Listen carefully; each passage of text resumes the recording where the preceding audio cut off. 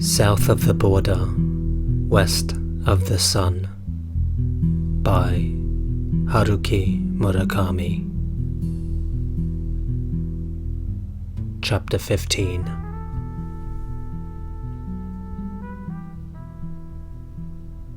I got back to Tokyo a little before 4. Hoping against hope that Shimamoto would return, I had stayed at the cottage in Hakone until past noon. Waiting was torture, so I killed time by cleaning the kitchen and rearranging all the clothes in the house. The silence was oppressive. The occasional sounds of birds and cars struck me as unnatural, out of sync. Every sound was twisted and crushed beneath the weight of some unstoppable force. And in the midst of this, I waited for something to happen. Something must happen, I felt sure. It can't end like this. But nothing happened. Once she made up her mind, Shimamoto wasn't the type of woman to change it. I had to get back to Tokyo. It seemed far-fetched, but if she did try to get in touch with me, she'd do it through the club. At any rate, staying in the cottage any longer made no sense. Driving back, I had to force myself to concentrate. I missed curves, nearly went through red lights, and swerved into the wrong lane. When I arrived at the club car park, I called home from a payphone. I told Yukiko I was back and that I was going straight to work. "You had me worried. At least you could have called." Her voice sounded hard and dry. "I'm fine. Not to worry," I said. I had no idea how my voice sounded to her.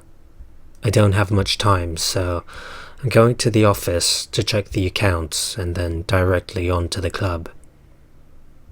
At the office, I sat at my desk and somehow managed to pass the time until evening. I went over the previous night's events. Shimamoto must have got up while I was asleep, and without sleeping a wink herself, left before dawn. How she got back to the city, I had no idea. The main road was a long way away, and at that hour of the morning it would have been almost impossible to get a bus or a taxi in the hills around Hakone, and besides, she had on high heels. Why did Shimamoto have to leave me like that? The whole time I was driving back to Tokyo, the question had tormented me. I had told her I would be hers, and she had said she'd be mine. And, dropping all defenses, we made love. Still, she left me alone, without so much as a word of explanation. She'd even taken the record she said was a present. There had to be some rhyme or reason to her actions, but logical thinking was beyond me. All trains of thought were sidetracked. Forcing myself to think, I ended up with a dully throbbing head. I realized how worn out I was. I sat down on the bed in my office, leaned against the wall, and closed my eyes. Once they were closed, I couldn't pry them open. All I could do was remember. Like an endless tape loop, memories of the night before replayed themselves over and over. Shimamoto's body, her naked body as she lay by the stove with her eyes closed, and every detail, her neck, her breasts, her sides, her pubic hair, her genitals, her back, her waist, her legs. They were all too close, too clear. Clearer and closer than if they were real. Alone in that tiny room, I was soon driven to distraction by these graphic illusions. I fled the building and wandered aimlessly. Finally, I went over to the club and shaved in the cloakroom. I hadn't washed my face the whole day, and I was still wearing the same clothes as the day before. My employees said nothing, though I could feel them glancing at me strangely. If I went home now and stood before Yukiko, I knew I would confess how I loved Shimamoto, had spent the night with her, and was about to throw away everything, my home, my daughters, my work. I know I should have told Yukiko everything, but I couldn't. Not then. I no longer had the power to distinguish right from wrong, or even to grasp what had happened to me. So I didn't go home. I went to the club and waited for Shimamoto, knowing full well my wait would be in vain. First, I checked at the other bar to see if she was there. Then I waited at the Robin's Nest until the place closed. I talked to a few of the regulars, but it was just so much background static. I made the appropriate listening noises, my head filled all the while with Shimamoto's body, how her vagina welcomed me ever so gently, and how she called out my name. Every time the phone rang, my heart pounded. After the bar closed and everyone had headed home, I stayed there at the counter, drinking. No matter how much I drank, I couldn't get drunk. In fact, the more I drank, the clearer my head became. It was 2 a.m. when I arrived home, and Yukiko was up, waiting for me. Unable to sleep, I sat drinking whiskey alone at the kitchen table. She came in with a glass to join me. "Put on some music," she said. I picked up a nearby cassette and flipped it into the player and turned down the volume so as not to wake the children. We sat in silence for a while, across the table from each other, drinking whiskey. "Presumably, you have somebody else you like," Yukiko said, staring straight at me. I nodded. Her words had a decided outline and gravity. How many times had she gone over them in her mind in preparation for this moment? "And you really like that person? You're not just playing around?" "That's right," I said. "It's not just some fling. But it's not exactly what you're imagining."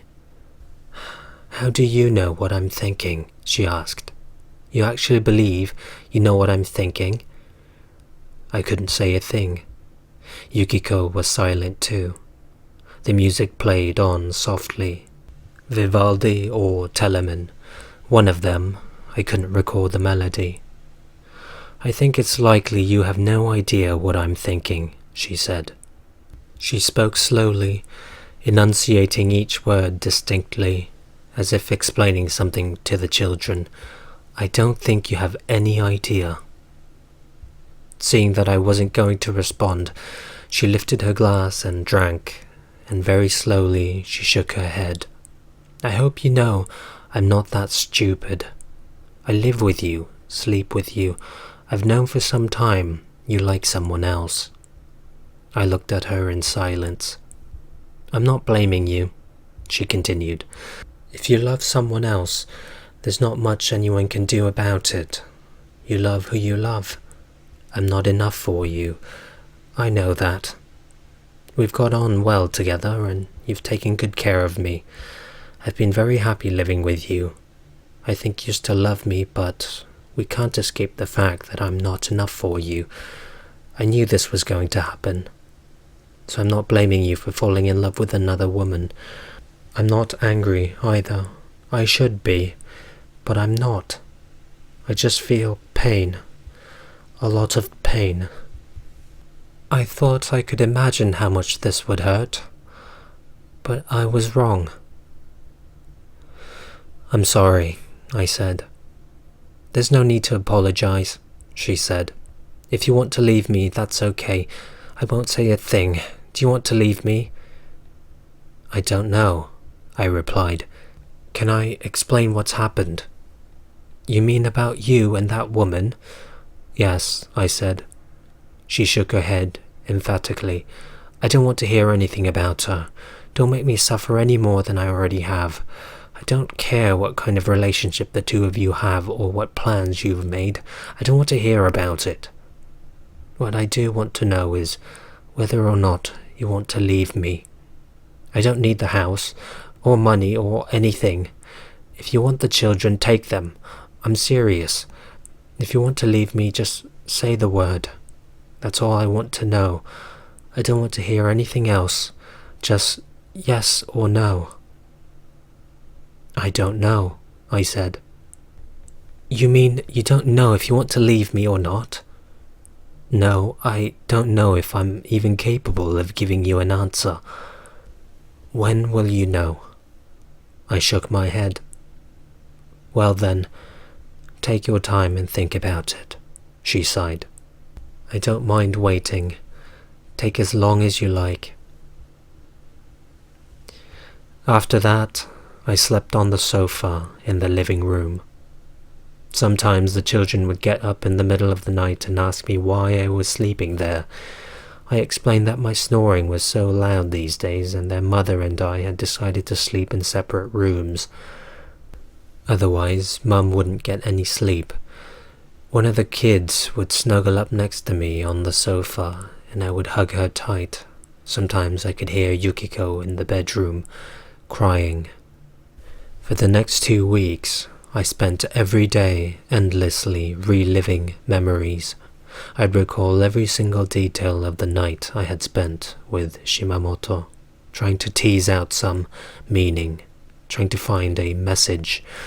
I remembered the warmth of her in my arms, her arms sticking out of the sleeves of her white dress, the Nat King Cole songs, the fire in the stove. I called up each and every word we had spoken. From out of those words, these of hers. There is no middle ground with me. No middle ground objects exist, and where there are no such objects, there is no middle ground. And these words of mine, "I've already decided, Shimamoto-san. I thought about it when you were gone, and I made my decision." I remembered her eyes looking at me in the car. That intense gaze burned into my cheeks. It was more than a mere glance. The smell of death hovered over her. She was planning to die. That's why she came to Hakone, to die, together with me. "And I will take all of you. Do you understand that? Do you understand what that means?" When she said that, Shimamoto wanted my life. Only now did I understand. I had come to a final conclusion, and so had she. Why was I so blind? After a night of making love, she planned to grab the steering wheel of the BMW as we drove back to Tokyo and kill us both. No other options remained for her, but something stopped her, and holding everything inside, she disappeared. What desperate dead end had she reached? Why? And more important, who had driven her to such desperation? Why, finally, was death the only possible escape? I was grasping for clues, playing the detective, but I came up empty-handed. She just vanished, along with her secrets. No probablys or inner wiles this time. She just slipped away silently. Our bodies had become one, yet in the end she refused to open up her heart to me. Some kinds of things, once they go forward, can never go back to where they began, Hajime, she would no doubt tell me. In the middle of the night, lying on my sofa, I could hear her voice spinning out these words. "As you said, how wonderful it would be if the two of us could go off somewhere and begin life again. Unfortunately, I can't get out of where I am. It's a physical impossibility." And then Shimamoto was a 16-year-old girl again, standing in front of sunflowers in a garden, smiling shyly. "I really shouldn't have gone to see you. I knew that from the beginning. I could predict that it would turn out like this, but I couldn't stand not to. I just had to see you, and when I did, I had to speak to you. Hajime, that's me. I don't plan it, but everything I touch gets ruined in the end." I would never see her again, except in memory. She was here, and now she's gone. There is no middle ground. Probably is a word you may find south of the border, but never ever west of the sun. Every day I scanned the papers from top to bottom for articles about women's suicides. Lots of people kill themselves, I discovered, but it was always someone else. As far as I knew, this beautiful 37-year-old woman with the loveliest of smiles was still alive, though she was gone from me forever. On the surface, my days were the same as ever. I'd drive the kids back and forth to the nursery school, the three of us singing songs as we went. Sometimes in the line of cars in front of the nursery school, I'd see the young woman in the 260E, and we'd talk. Talking to her made me able to forget, at least for a while. Our subjects were limited, as always. We'd exchange the latest news from the Aoyama neighborhood, natural foods, clothes, the usual. At work too, I made my usual rounds.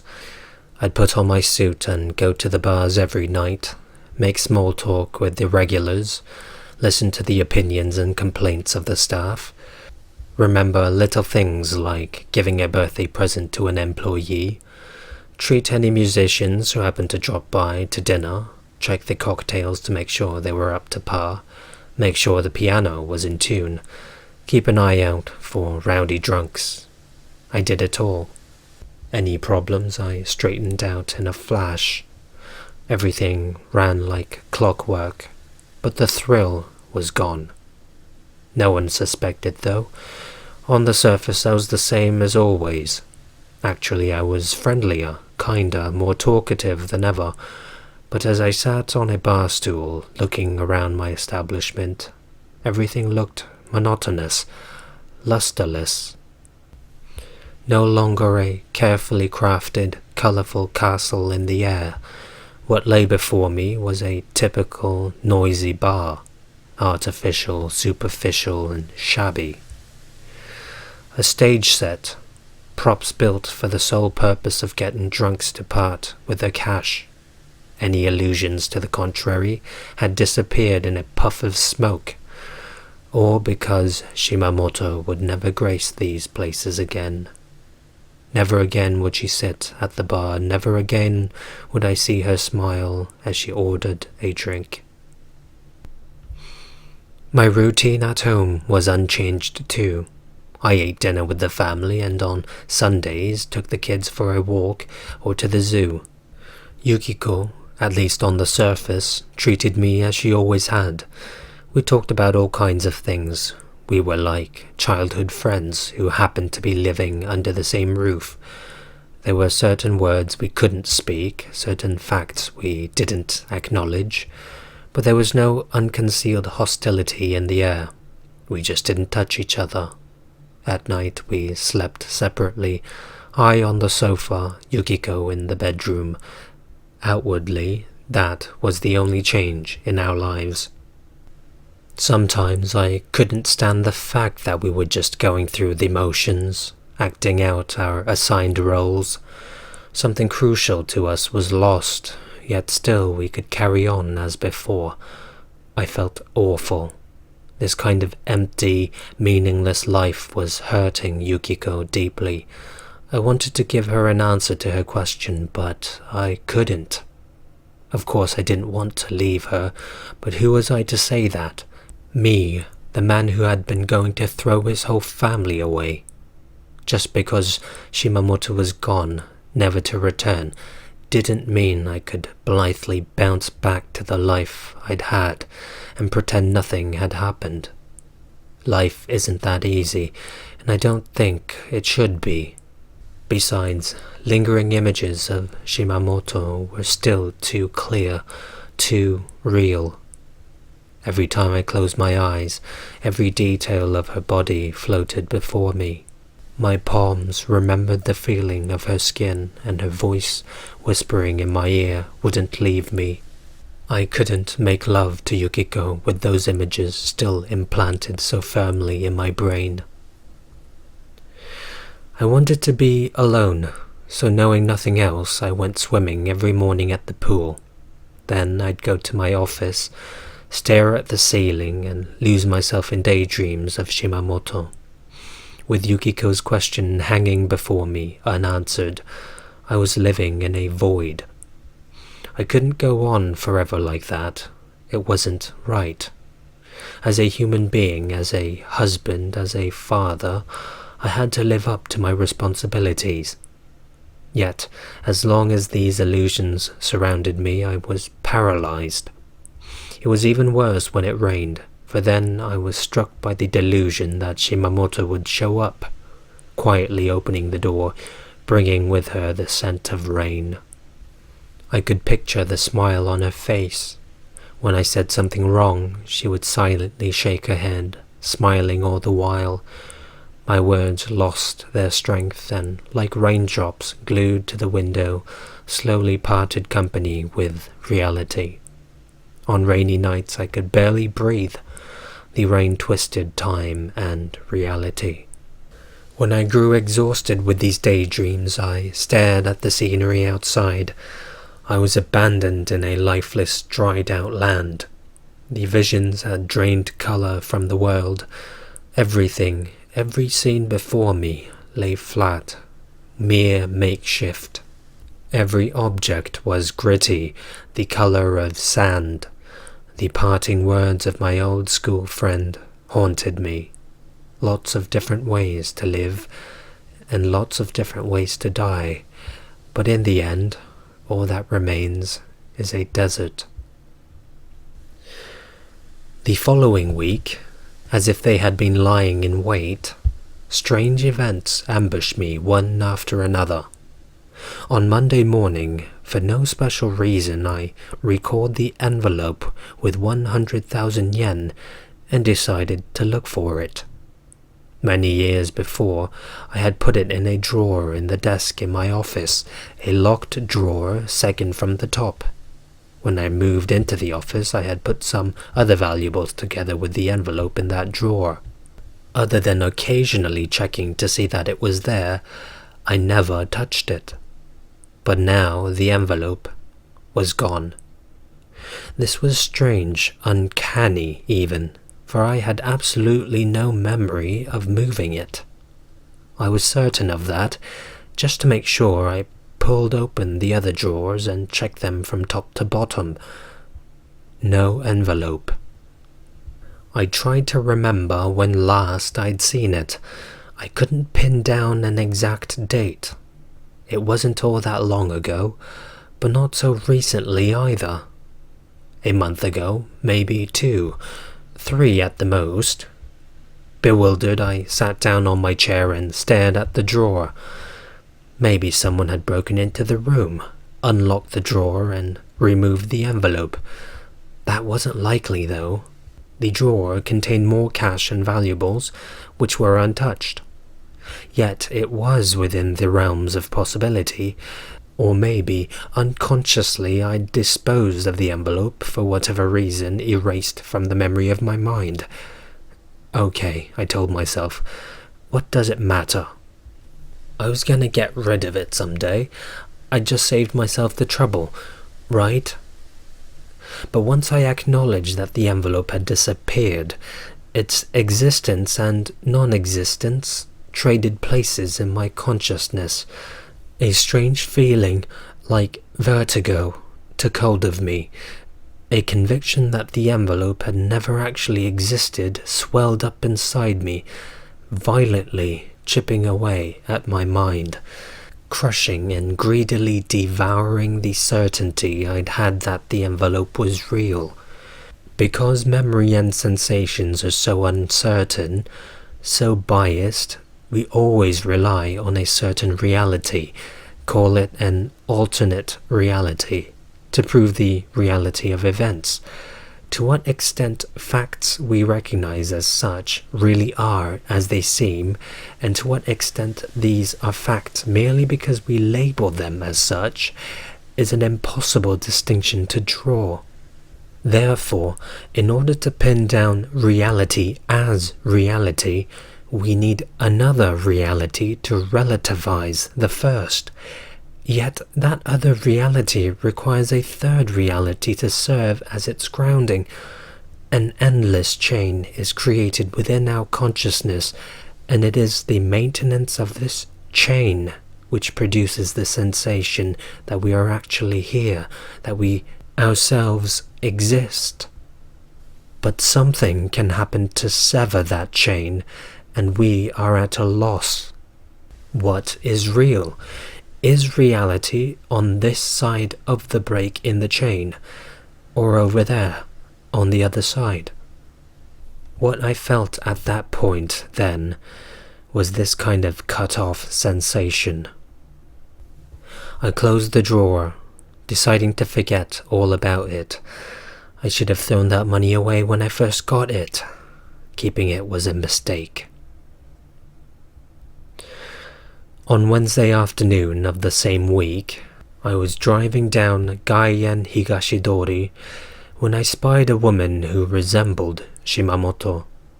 She had on blue cotton trousers, a beige raincoat, and white gym shoes, and she dragged one leg as she walked.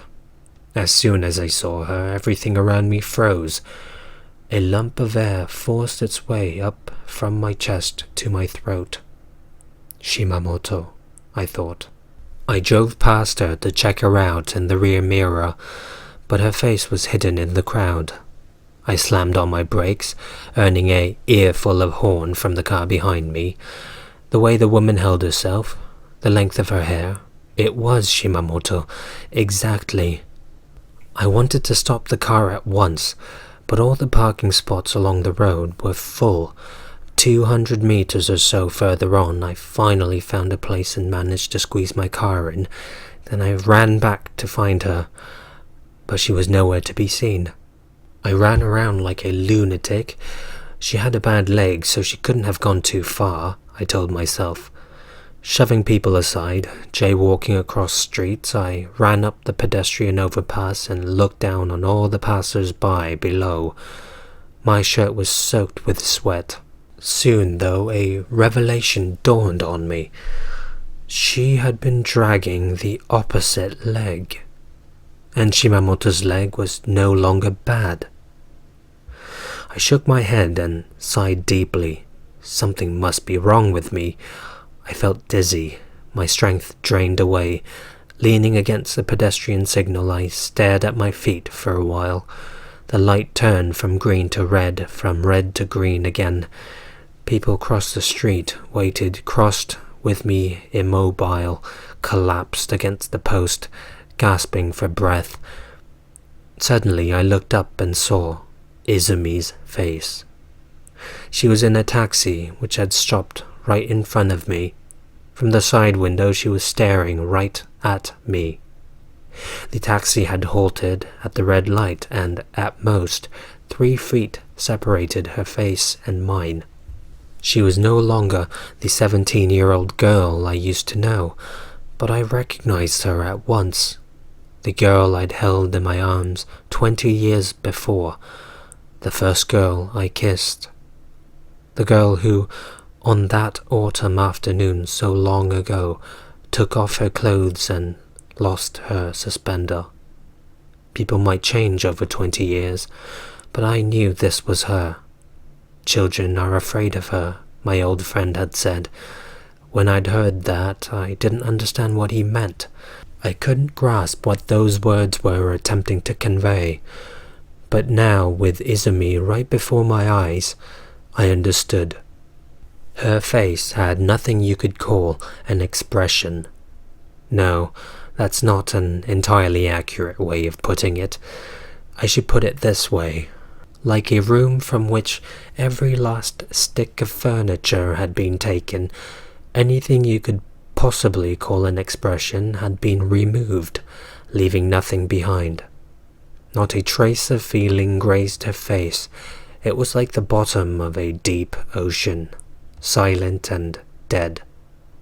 And with that utterly expressionless face, she was staring at me. At least I think she was looking at me. Her eyes were gazing straight ahead in my direction, yet her face showed me nothing, or rather what it showed was this, an infinite blank. I stood there, dumbfounded, speechless, barely able to support my body. I breathed slowly. For a moment or two, my sense of self broke down, its very outlines melting away into a thick, syrupy mess. Unconsciously, I reached out my hand and touched the window of the cab, stroking the surface of the glass with my fingertips. I had no idea why. A couple of passers-by, startled, stopped and stared, but I couldn't help myself. Through the glass, I slowly stroked that faceless face. Izumi didn't move a muscle or so much as blink. Was she dead? No, not dead. She was still alive, in an unblinking world. In a deep, silent world, behind that pane of glass, she lived. And her lips, motionless, spoke of an infinite nothingness. The light finally changed to green and the taxi moved on. Izumi's face was unchanged to the end. I stood rooted to the spot, watching until the taxi was swallowed up in the surge of cars. I walked back to my car and slumped into the seat. I had to get out of here. As I was about to turn on the engine, I was hit by a sudden wave of nausea, as if I was going to spew my guts out. But I didn't vomit.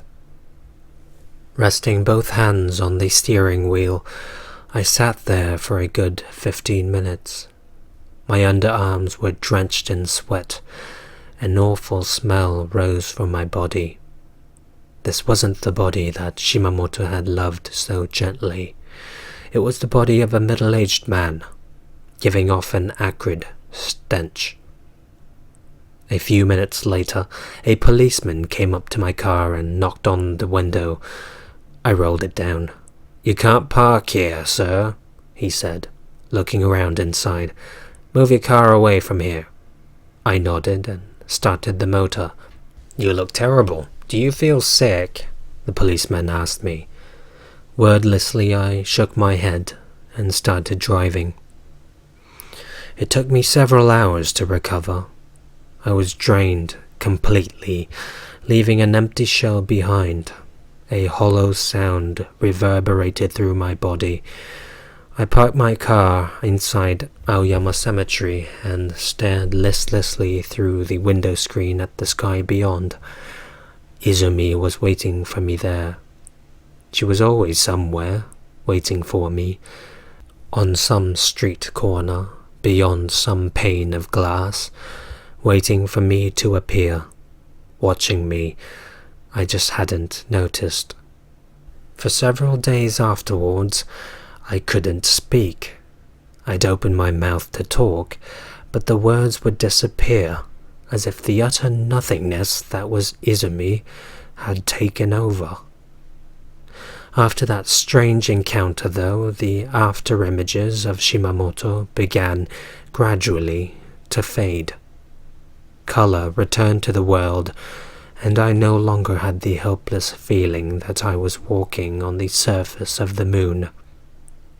Vaguely, as if looking through a glass window at changes happening to someone else, I could detect a minute shift in gravity, and a gradual sloughing off of something that had clung to me. Something inside me was severed and disappeared, silently, forever. While the trio were on their break, I went up to the pianist and told him he no longer needed to play Starcrossed Lovers. I mustered up the friendliest smile I could. "You've played it for me enough. It's about time to stop."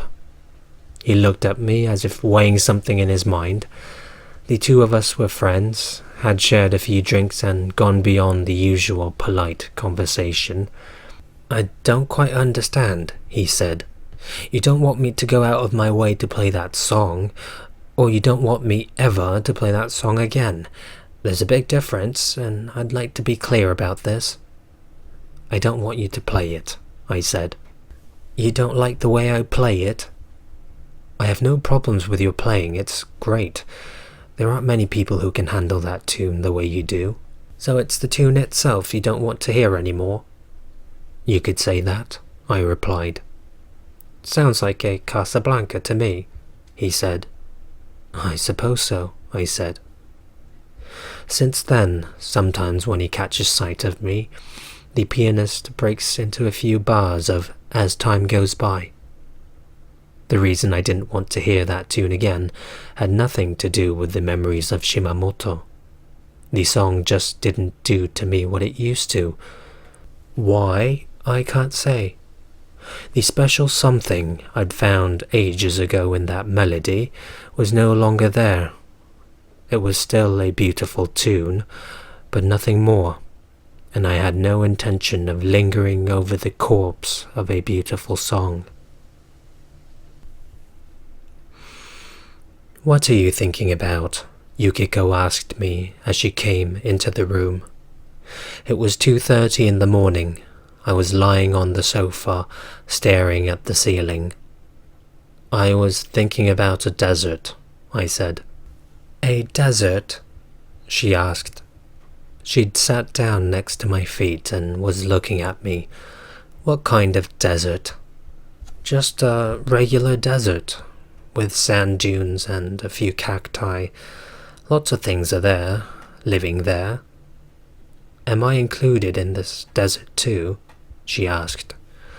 Of course you are, I said.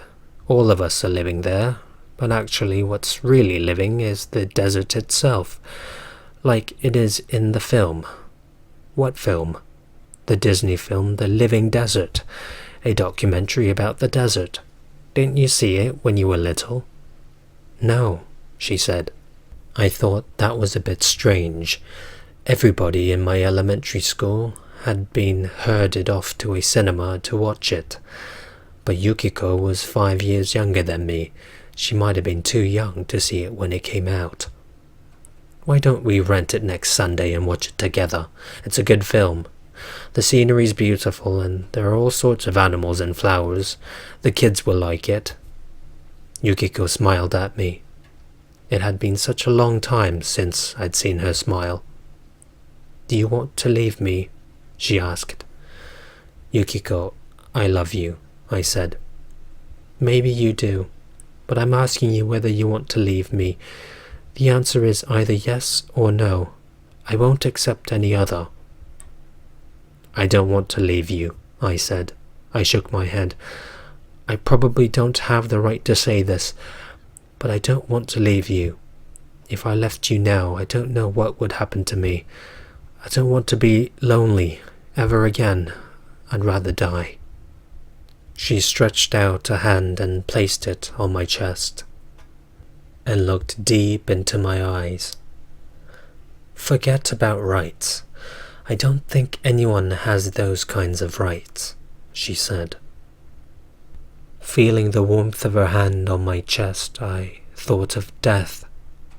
I might well have died on that day on the highway with Shimamoto. If I had, my body would not exist. I would be gone, lost forever, like so many other things. But here I am, and here is Yukiko's warm hand on my chest. Yukiko, I said, I love you very much. I loved you from the first day I met you, and I still feel the same. If I hadn't met you, my life would have been unbearable. For that I am grateful beyond words. Yet here I am, hurting you, because I'm a selfish, hopeless, worthless human being. For no apparent reason, I hurt the people around me and end up hurting myself, ruining someone else's life and my own. Not because I want to, but that's how it ends up. No argument there, Yukiko said quietly. Traces of her smile remained at the corners of her mouth. You are definitely a selfish, hopeless person, and yes, you have hurt me. I looked at her for a while. Nothing in her words seemed to blame me. She was neither angry nor sad. She was merely explaining the obvious. I took my time trying to find the right words. I always feel as if I'm struggling to become someone else, as if I'm trying to find a new place, grab hold of a new life, a new personality. I suppose it's part of growing up, yet it's always an attempt to reinvent myself. By becoming a different me, I could free myself of everything.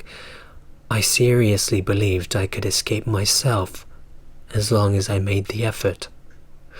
But I always hit a dead end. No matter where I go, I still end up me. What's missing never changes.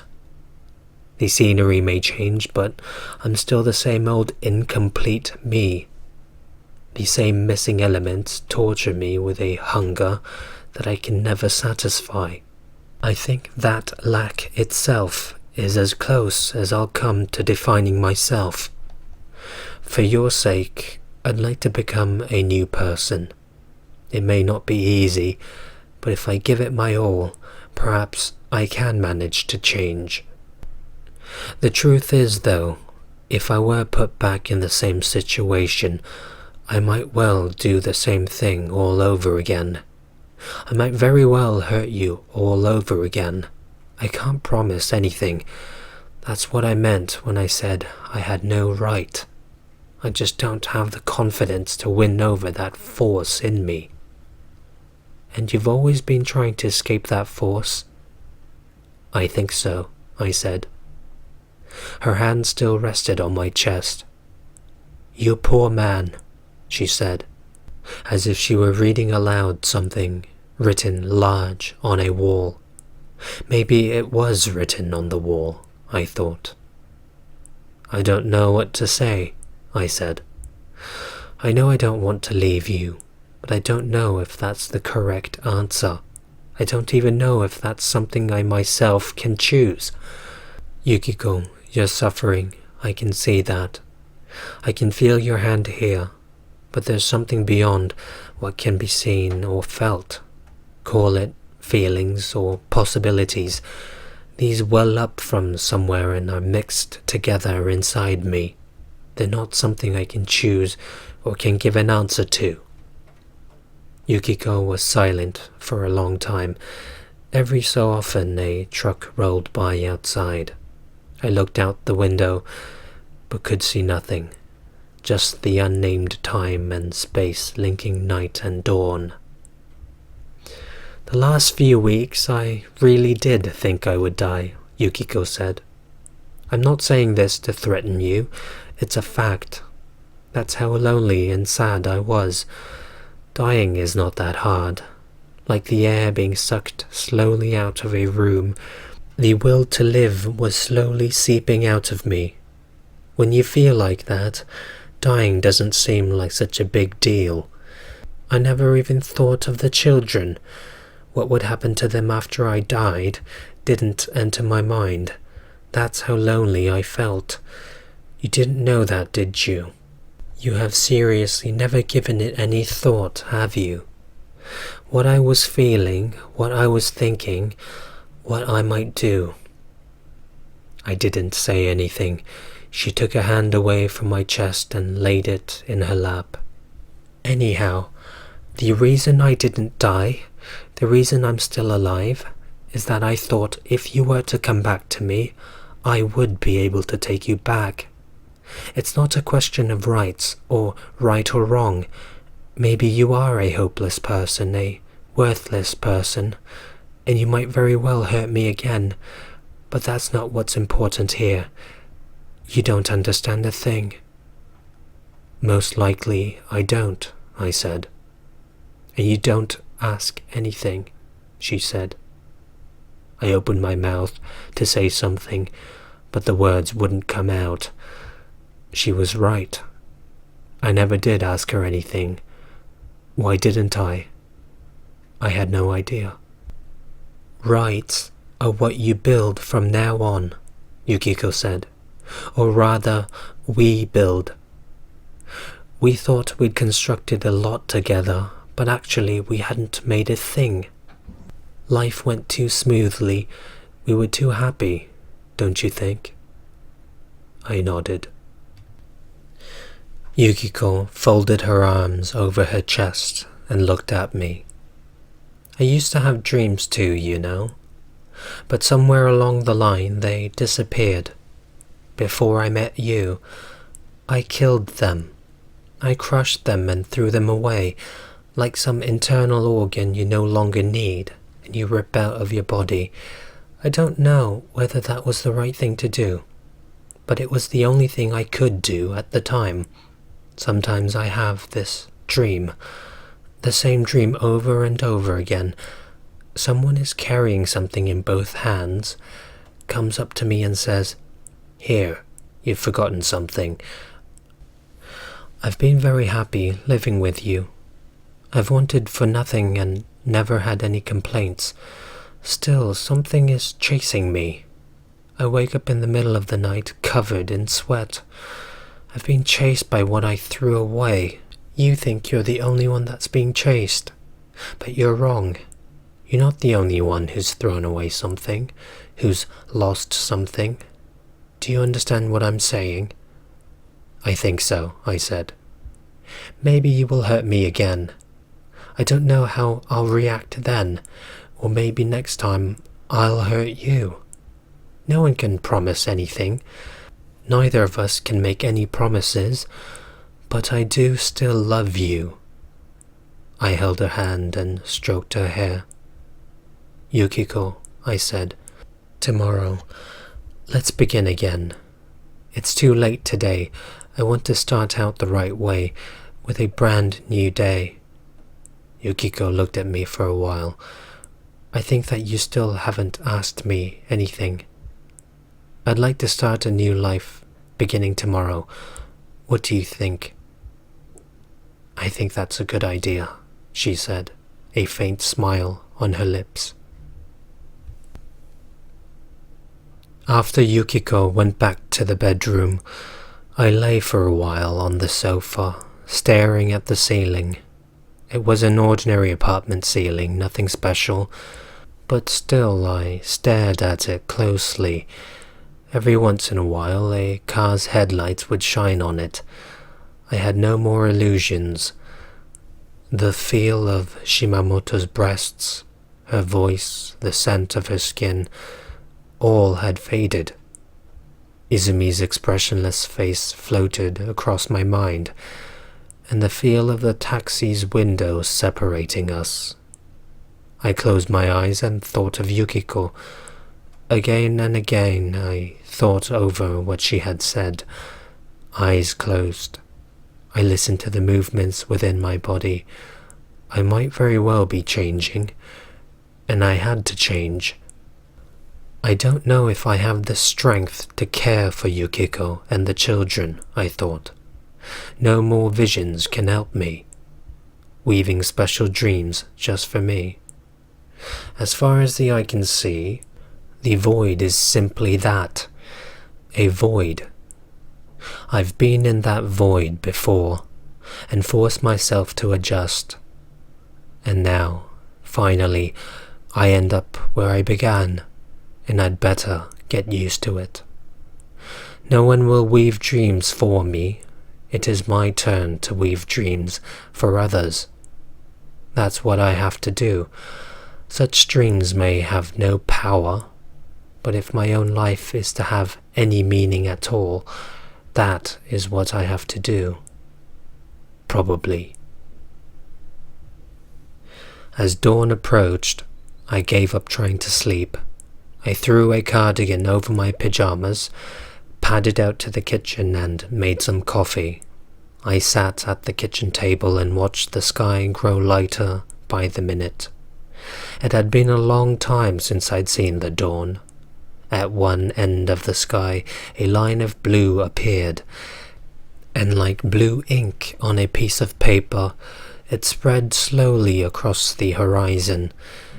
If you gathered together all the shades of blue in the world and picked the bluest, the epitome of blue, this was the color you would choose. I rested my elbows on the table and looked at that scene, my mind blank.